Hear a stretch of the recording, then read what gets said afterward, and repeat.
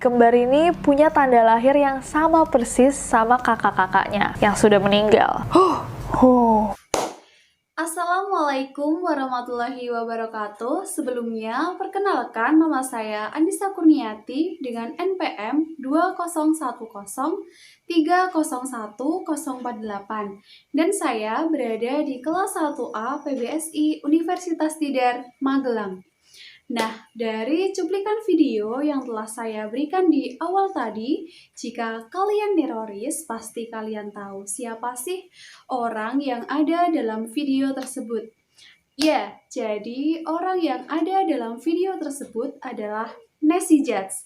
Nah, Nessie Jats ini adalah seorang YouTuber yang memiliki lebih dari 6 juta subscriber dan bahkan hampir menjadi 7 juta subscriber. Wow. Nah, dalam channel YouTube Nessie Jats ini sering dibahas mengenai tentang teori konspirasi, kasus-kasus pembunuhan, kasus misterius, dan masih banyak lagi kasus-kasus menarik lainnya. Kemudian, mengapa sih saya memilih Nessie Jats untuk bisa dijadikan sebagai salah satu contoh seorang pembicara yang ideal? Nah, jika kalian penasaran, maka alangkah lebih baiknya kita simak terlebih dahulu video berikut ini.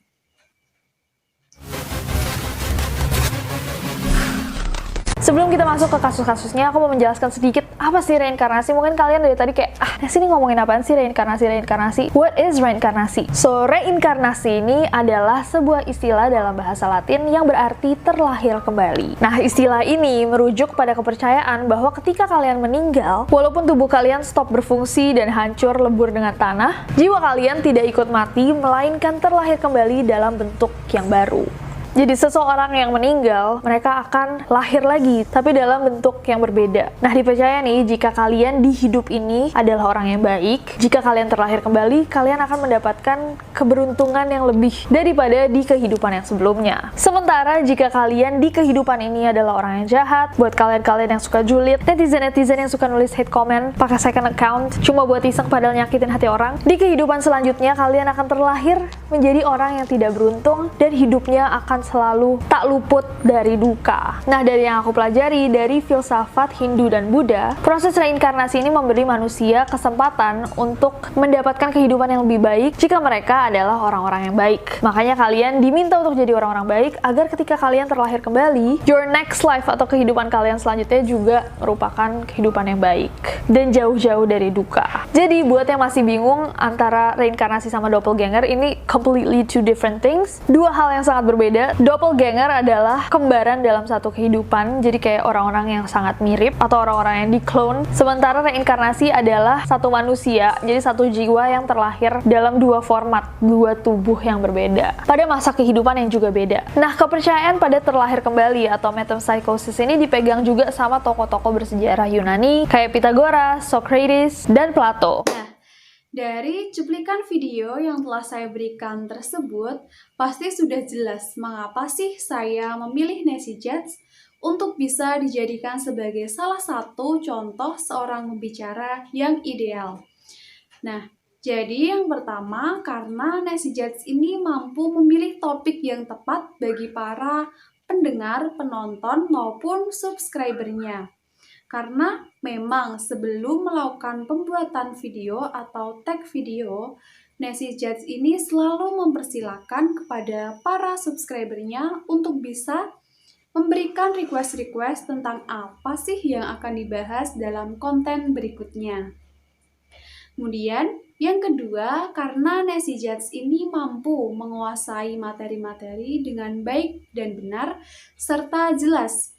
Karena Nessie Jats selalu mempelajari terlebih dahulu apa sih video yang akan dibuat, kemudian dia juga selalu mencari tahu terlebih dahulu tentang materi-materi, sumber-sumber, riset-riset, dan yang lainnya, baik itu melalui internet maupun dari email-email yang dikirimkan oleh para subscribernya. Kemudian, yang ketiga, karena Nessie Jats mampu memahami latar belakang dari para subscriber, pendengar, maupun penonton dari channel YouTube-nya. Karena memang kebanyakan dari pendengar atau penonton dari Nancy Judge ini adalah seorang remaja yang notabene-nya memiliki rasa keingintahuan yang tinggi tentang hal-hal yang baru serta tentang hal-hal misterius, baik itu logis maupun tidak logis. Kemudian yang selanjutnya, karena Nancy Judge memiliki tujuan yang jelas dalam pembuatan video. Tujuan yang utama adalah untuk menghibur para penonton ataupun pendengar. Selain itu, secara tidak langsung kita juga dibawa untuk bisa mempelajari hal-hal yang baru. Selain itu, juga mempelajari hal-hal menarik lainnya, baik itu yang logis maupun yang tidak logis. Nah, yang selanjutnya, karena Nancy Judge ini memiliki kemampuan linguistik dan non-linguistik yang tinggi. Nah, kemampuan linguistik ini dapat kita lihat dari pemilihan kata yang dipilih oleh Nancy Judge. Walaupun memang Nancy Judge ini lebih menyukai atau lebih banyak menggunakan bahasa Indonesia yang tidak baku dan lebih terkesan adalah bahasa gaul. Selain itu juga sering dipadukan oleh bahasa Inggris yang nantinya bisa membuat video atau konten yang dibuat menjadi lebih menarik.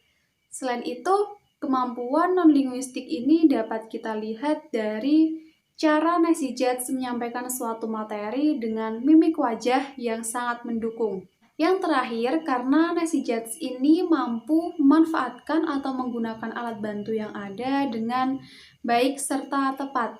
Nah, alat bantu yang digunakan Nancy Judge khususnya dalam video yang telah saya berikan di awal tadi adalah berupa gambar. Nah, gambar ini memungkinkan bagi kita sebagai seorang penonton untuk bisa memahami lebih lanjut serta lebih dalam dan lebih jelas mengenai materi yang disampaikan. Baik, mungkin itu yang dapat saya sampaikan. Kurang lebihnya mohon maaf, saya akhiri. Wassalamualaikum warahmatullahi wabarakatuh.